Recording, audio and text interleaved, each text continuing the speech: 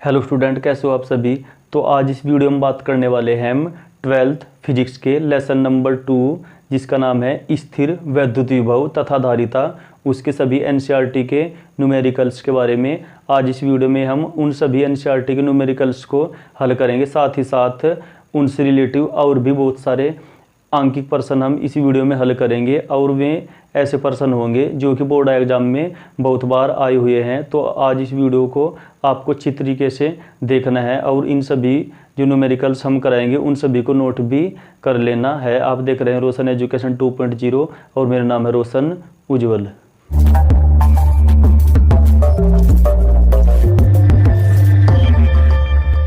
सबसे पहले हम आपको एक बात बता देते हैं कि जब भी हम न्यूमेरिकल करें तो सबसे पहले प्रश्न को ध्यानपूर्वक पढ़ें। इससे हमें बेनिफिट ये होगा कि जो प्रश्न में दिया हुआ है वह हमें पता चल जाएगा और साथ ही साथ उस प्रश्न में वह क्या पूछ रहा है उसका भी हमें पता चल जाता है। तो प्रश्न नंबर 1 क्या है एनसीईआरटी का। प्रश्न नंबर 1 है कि 5 गुणा 10 की घात -8 कूलाम तथा -3 गुणा 10 की घात -8 कूलाम के दो आवेश 16 सेंटीमीटर की दूरी पर स्थित हैं। दोनों आवेशों को मिलाने वाली रेखा के किसी बिंदु पर वैद्युत विभव शून्य होगा, अनंत पर विभव शून्य लीजिए। तो इस प्रश्न में क्या दिया हुआ है, इस प्रश्न में हमारे पास दो बिंदु आवेश हैं। मान लीजिए एक आवेश बिंदु ये है, इस पर आवेश कितना है, इस पर आवेश दिया हुआ है 5 गुणा 10 की घात -8 कूलाम। और एक और बिंदु है ये भी मान लीजिए, यहाँ पर जो आवेश दिया हुआ है ये वे है -3 गुणा 10 की घात -8 कूलाम। अब इन दोनों के जो बीच की दूरी है वह है मान लीजिए r बराबर 16 सेंटीमीटर। अब इसके बाद प्रश्न क्या है, प्रश्न ये है कि इन दोनों आवेशों को मिलाने वाली रेखा के किसी बिंदु पर वैद्युत विभव शून्य होगा। तो हम ये मान लेते हैं कि इस पहले वाले आवेश से x दूरी पर एक बिंदु O है, यहाँ से x सेंटीमीटर मान लिया हमने दूरी, यहाँ पर विभव कितना है, शून्य है। तब ये जो डिस्टेंस हो जाएगी वह आ जाएगी r - x। और यहाँ पर विभव क्या है, यहाँ पर विभव है शून्य। और अब करते हैं इसको प्रश्न को। इसमें क्या है, सबसे शुरू में ये Q1 आवेश ये मान लीजिए 5 गुणा 10 की घात -8 कूलाम। दूसरा आवेश Q2 ये है -3 गुणा 10 की घात -8 कूलाम। R बराबर 16 सेंटीमीटर। इसको हम 16 गुणा 10 की घात -2 मीटर भी लिख सकते हैं। और यहाँ से क्या लिखेंगे हम कि माना पहले आवेश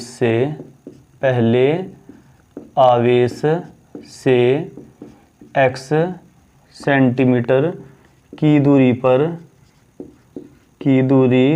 पर वैद्युत विभव शून्य है। हमने मान लिया कि यहाँ से x दूरी पर जो है वहाँ पर विभव क्या होगा, वहाँ पर विभव शून्य होगा। अब हम क्या करेंगे, पहले इस आवेश के कारण यहाँ पर विभव निकाल लेंगे, फिर इस आवेश के कारण यहाँ पर विभव निकाल लेंगे, तब इनका जो परिणामी है हम शून्य के इक्वल रख देंगे। अब यहाँ पर पहले फॉर्मूला देखेंगे, चूँकि v बराबर होता है 9 गुणा 10 की पावर 9 Q/R। और अब हम क्या करेंगे, 5 गुणा 10 की घात -8 कूलाम के कारण O पर विभव, इसे मान लीजिए V1 है, V1 आ जाएगा V1 बराबर 9 गुणा 10 की पावर 9 Q कितना है यहाँ पर 5 गुणा 10 की घात -8।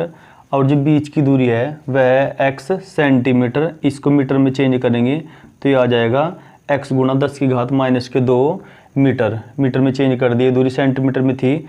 इसी प्रकार अब हम क्या करेंगे, बिंदु B के कारण, यहाँ पर बिंदु B पर आवेश है -3 गुणा 10 की घात -8 कूलाम के कारण O पर विभव, इसको मान लीजिए V2 है, ये आ जाएगा 9 गुणा 10 की पावर 9। आवेश कितना है यहाँ पर माइनस के 3 गुणा 10 की पावर माइनस के 8। और जो यहाँ पर दूरी है वह है r माइनस के x, r माइनस x, या r की वैल्यू कितनी है 16 है, तब हम इसको 16 माइनस x भी रख सकते हैं और इसको मीटर में चेंज करेंगे तो 10 की घात माइनस के 2 आ जाएगा। अब चूंकि बिंदु O पर परिणामी विभव कितना है वह 0 है, यहाँ पर लिखेंगे चूंकि O पर परिणामी विभव वहाँ पर है 0, अर्थात परिणामी का मतलब V1 प्लस V2 ये हो जाएगा 0। अब यहाँ पर क्या करेंगे V1 व V2 की वैल्यू पुट कर देंगे। V1 की वैल्यू ये है 9 गुणा 10 की घात 9, ये 9 है, और 5 गुणा 10 की घात माइनस के 8 x गुणा 10 की घात माइनस के 2 और प्लस जो V2 की वैल्यू है ये है माइनस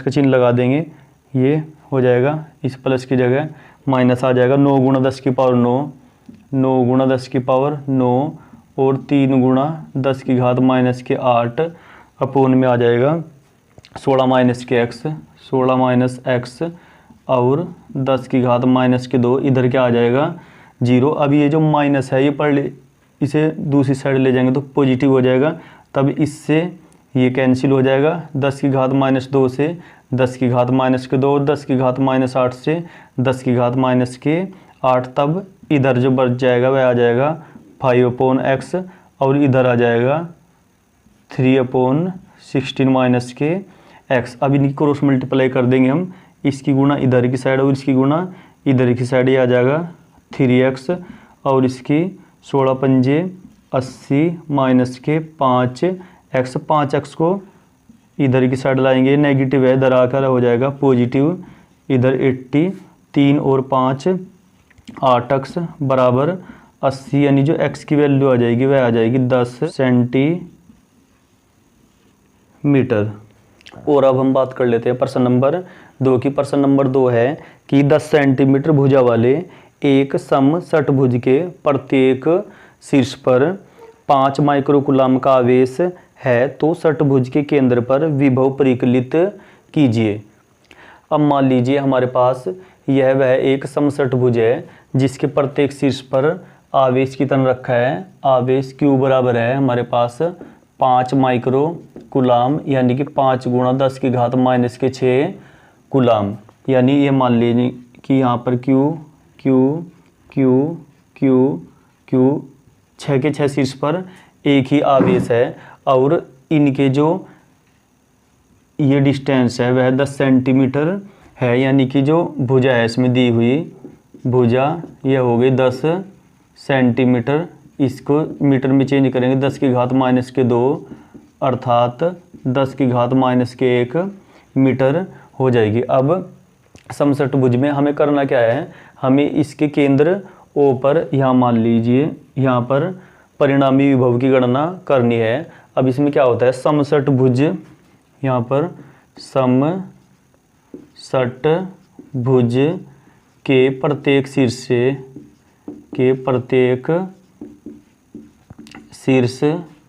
से यहाँ तक, यानी कोई सा भी शीर्ष ले ले, उसकी जो केंद्र से दूरी होती है वह बिल्कुल समान होती है, अर्थात उसकी भुजा के बराबर होती है।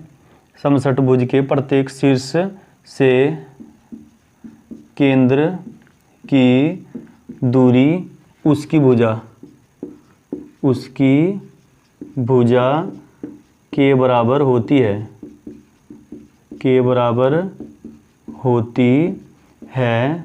अब क्या करेंगे, इसमें डिस्टेंस भी सेम हो गई, अर्थात 10 की घात माइनस के 1 मीटर, और आवेश भी सेम है प्रत्येक शीर्ष पर, यानी कि 5 गुणा 10 की घात माइनस के 6। तब जो O पर परिणामी विभव आ जाएगा, पहले 1 का निकाल लेंगे, फिर हम 6 शीर्ष है उसमें 6 से मल्टीप्लाई कर देंगे, तब जो यहाँ पर तब O पर परिणामी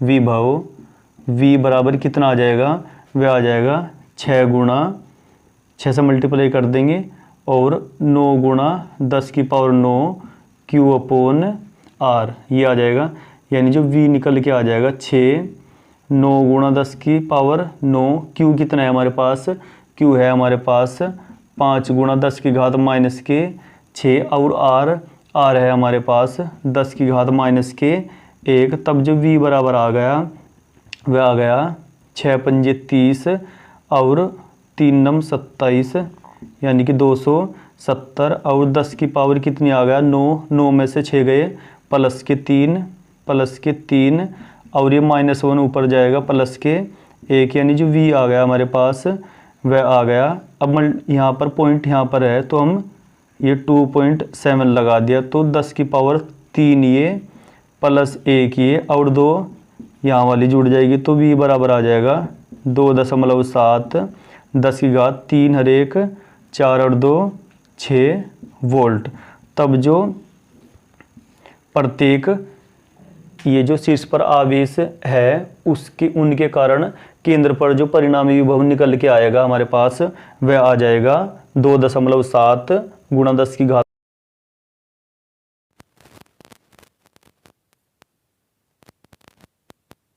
की 6 सेंटीमीटर की दूरी पर अवस्थित दो बिंदुओं A एवं B पर आवेश 2 माइक्रोकूलाम और -2 माइक्रोकूलाम रखे हैं। इसमें 2 प्रश्न है कि निकाय के समविभव पृष्ठ की पहचान कीजिए, साथ ही साथ इस पृष्ठ के प्रत्येक बिंदु पर विद्युत क्षेत्र की दिशा क्या है। तो प्रश्न है इसमें 2 बिंदु हैं, 2 इस तरीके से, एक बिंदु A और दूसरा बिंदु B। एक बिंदु पर 2 माइक्रोकूलाम, दूसरे पर -2 माइक्रोकूलाम और दोनों आवेशों के जो बीच की दूरी है वह है 6 सेंटीमीटर। अब प्रश्न ये है कि हमें यह चेक करना कि ये समविभव पृष्ठ है या नहीं है। तो यह एक समविभव पृष्ठ होगा यदि इसके मध्य बिंदु, ये मध्य बिंदु O है, इसके मध्य बिंदु के अभिलंबवत ये कोई तल मान लेंगे, इसके प्रत्येक बिंदु पर यदि विद्युत विभव शून्य हो जाए तो 3 सेंटीमीटर ये डिस्टेंस हो जाएगी यहाँ तक और 3 सेंटीमीटर डिस्टेंस ये हो जाएगी यहाँ से यहाँ तक की। तो इसमें लिखेंगे कि यह एक समविभव पृष्ठ होगा यदि इसके मध्य बिंदु के अभिलंबत गुजरने वाले तल के प्रत्येक बिंदु पर विद्युत विभव शून्य हो। तो हम क्या करेंगे, यहाँ पर बिंदु O पर A के कारण विभव, इसको V1 मान लीजिए, ये आ जाएगा 9 गुणा 10 की पावर 9 Q अपॉन R होता है, Q 2 माइक्रोकूलाम अर्थात 10 की घात -6 और दूरी जो है वह 3 सेंटीमीटर है अर्थात 3 गुणा 10 की घात -2। इसी प्रकार B के कारण O पर B के कारण विभव ये आ जाएगा V2 बराबर 9 गुणा 10 की घात 9, आवेश अब की बार -2 है, -2 गुणा 10 की घात -6, डिस्टेंस सेम है 3 गुणा 10 की घात -2। अब O पर परिणामी विभव V बराबर क्या आ जाएगा, यदि हम V1 प्लस V2 को जोड़े तो परिणामी विभव निकल जाता है। अब यहाँ पर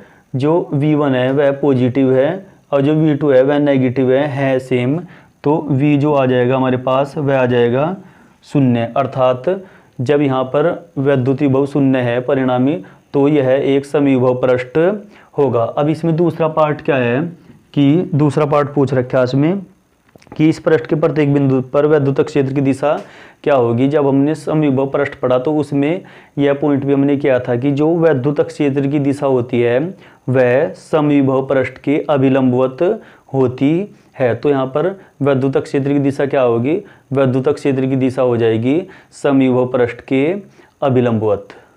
अब प्रश्न नंबर 4 की बात करेंगे। प्रश्न नंबर 4 है कि 12 सेंटीमीटर त्रिज्या वाले एक गोले चालक के पृष्ठ पर 1.6 गुणा 10 की घात -7 कूलाम का आवेश एक समान रूप से वितरित है।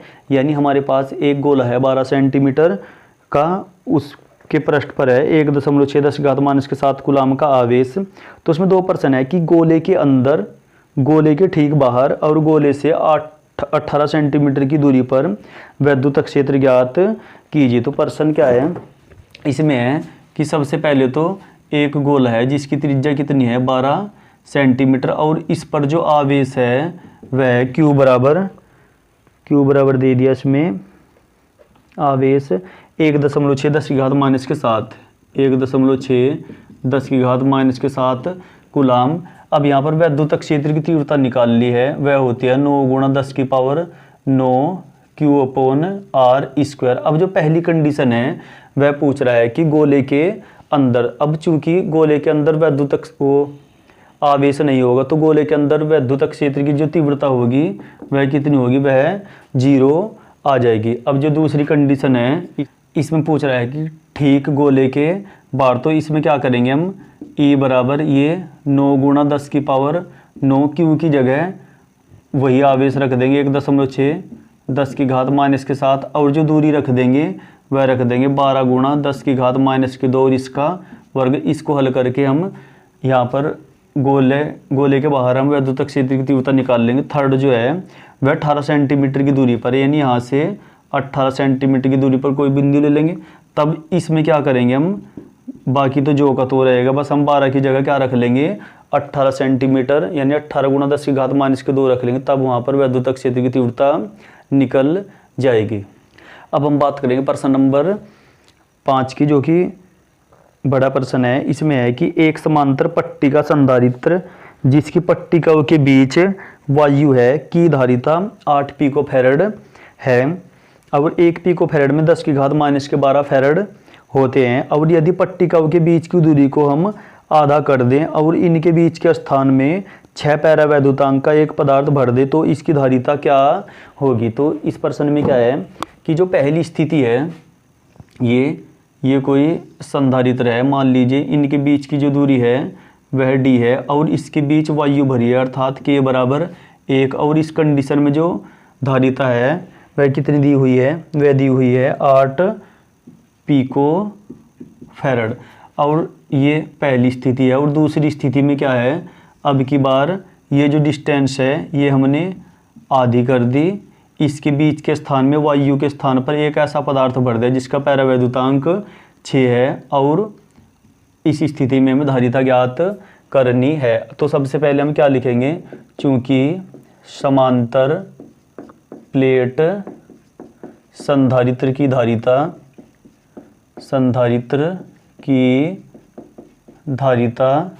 C बराबर होती है K epsilon not A upon D, जहाँ A क्या है इन प्लेटों का क्षेत्रफल है। पहली स्थिति में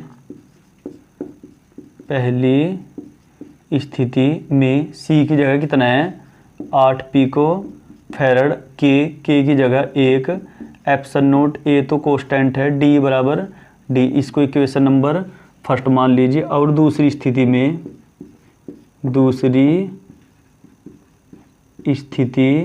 में धारिता C डैश मान लीजिए है और K की जगह कितना है 6 एप्सिलॉन नॉट A जो का तो, और D की जगह क्या रख देंगे हम D बटे 2 की ऊपर मल्टीप्लाई हो जाएगी 6 दूनी 12 और ये आ गया epsilon not A upon D। अब समीकरण 1 से epsilon not A upon D की वैल्यू 8 पिको फैरड है, तो यहाँ करेंगे हम समीकरण 1 से C डैश बराबर आ जाएगा 12 गुणा, इसकी वैल्यू क्या रख देंगे हम 8 पिको फैरड रख देंगे। तो जो धारिता आ गई 12 अट्ठे 96 पिको फैरड आ गई। तो इस स्थिति में जब 6 पैरा वैद्युतांक का पदार्थ भर दें, दूरी आधी कर दें, तब जो धारिता आ जाएगी हमारे पास वह आ जाएगी 96 पिको फैरड।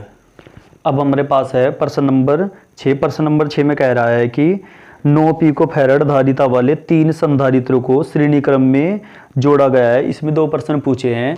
पहला प्रश्न है कि संयोजन की कुल धारिता क्या है। नंबर 2, यदि संयोजन को हम 120 वोल्ट की सप्लाई से जोड़ दें तो प्रत्येक संधारित्र पर क्या विभवांतर होगा। तो इसमें क्या है, इसमें हमारे पास ये 3 संधारित्र हैं जिनकी C1 ये 9 पिकोफैरड, C2 भी 9 पिकोफैरड और इसी प्रकार C3 भी 9 पिकोफैरड है। इनको हमने श्रेणी क्रम में जोड़ दिया है। लास्ट वाली को हम पृथ्वी से कनेक्ट कर देते हैं। और इसमें क्या है, फिर ये श्रेणी क्रम में जुड़े हैं तो हमें एक तो परिणामी इसकी धारिता निकालनी है। अब हम लिखेंगे इसमें कि C1 बराबर C2 बराबर C3 ये सभी 9 पिकोफैरड के इक्वल हैं, अर्थात 9 गुणा 10 की घात -12 फैरड। अब ए पोर्शन में कह रहा है कि परिणामी धारिता निकालनी है हमें।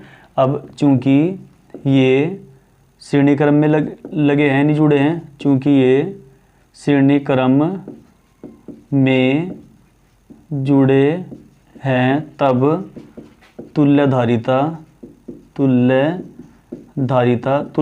श्रेणी क्रम में क्या होती है, 1/C बराबर 1/C1 1/C2 प्लस 1/C3 यानी जितनी भी धारिताएं होती है हम उनके व्युत्क्रम के योग के बराबर कर देते हैं। तब 1/C बराबर सभी 1/9 है, 1/9 पिकोफैरड 1/9 पिकोफैरड 1 2 3 बार आ गए 1/9 यानी 1/C बराबर 1/3 9 अर्थात यहाँ से C बराबर 3 पिकोफैरड आ गया। अर्थात जब श्रेणी क्रम में लगे होंगे तब जो इनकी तुल्य धारिता आ जाएगी हमारे पास वह आ जाएगी 3 पिकोफैरड। अब दूसरा है इसमें प्रश्न कि यदि दूसरा कि हमने इसको कितनी सप्लाई से जोड़ दें, इसे हम इसको हम यदि 120 की सप्लाई से जोड़ दें यानी V बराबर जो दे दिया वह दे दिया 120 वोल्ट, तब इनमें जो श्रेणी क्रम में विभवांतर अलग अलग आता है। सबसे पहले हम आवेश देख लेंगे कि आवेश प्रत्येक प्लेट पर कितना है। आवेश इसमें श्रेणी क्रम में एक ही आता है समान सब पर, तो आवेश आ गया, आवेश Q बराबर होगा CV यानी Q बराबर C की वैल्यू यहाँ से रख लेंगे हम 3 गुणा 10 की घात -12 और V जो है वह आ गया 120 यानी जो Q होगा प्रत्येक प्लेट पर वह आ जाएगा 12 × 36 अर्थात 360 गुणा 10 की घात -12 कूलम। अब हम सूत्र फॉर्मूला होता है Q बराबर CV यानी कि V बराबर Q/C से पहली प्लेट के लिए V1 निकाल लेंगे। V1 कितना आ जाएगा Q/C1 क्योंकि आवेश तो सेम है, इसको हम 360 गुणा 10 की घात -12 ही लिखेंगे, लेकिन धारिता भी सेम है सबकी। तो V1 बराबर Q कितना है, यह है 360 गुणा 10 की घात -12, C1 है 9 गुणा 10 की घात -12, 10 की घात -12 कट जाएगा तो V1 हमारे पास आ गया 9 चौक 36 यानी कि 40 वोल्ट। अब चूंकि धारिताएं सभी संधारित्रों पर सेम है और आवेश भी सभी संधारित्रों पर सेम है, तब हम ऐसे लिख सकते हैं इसी प्रकार V2 और V3 ये भी कितने आ जाएंगे, ये भी 40 वोल्ट आ जाएंगे। तो सभी संधारित्रों के बीच जो विभवांतर होगा वह कितना हो जाएगा, वह 40 वोल्ट हो जाएगा। अब हम प्रश्न नंबर 7 की बात कर लेते हैं। प्रश्न नंबर 7 है कि 2 पिकोफैरड 3 पिकोफैरड और 4 पिकोफैरड धारिता वाले 3 संधारित्र पार्श्व क्रम में जुड़े हैं अर्थात समांतर क्रम में जुड़े हैं, तब हमें संधारित्र की कुल धारिता ज्ञात करनी और यदि हम 100 वोल्ट के संभरण से जोड़ दे तो प्रत्येक संधारित्र पर आवेश कितना होगा। तो अब की बार जो C1 दिया वो दे दिया 2 पिकोफैरड, C2 3 पिकोफैरड और C3 ये आ गया हमारे पास 4 पिकोफैरड। अब इसमें कह रहा है कि संधारित्र की परिणामी धारिता ज्ञात कीजिए। अब लिखेंगे यहाँ पर, चूंकि ये कौन से क्रम में, अब की बार पार्श्व क्रम, चूंकि ये पार्श्व क्रम यानी कि समांतर क्रम में जुड़े हैं, तब परिणामी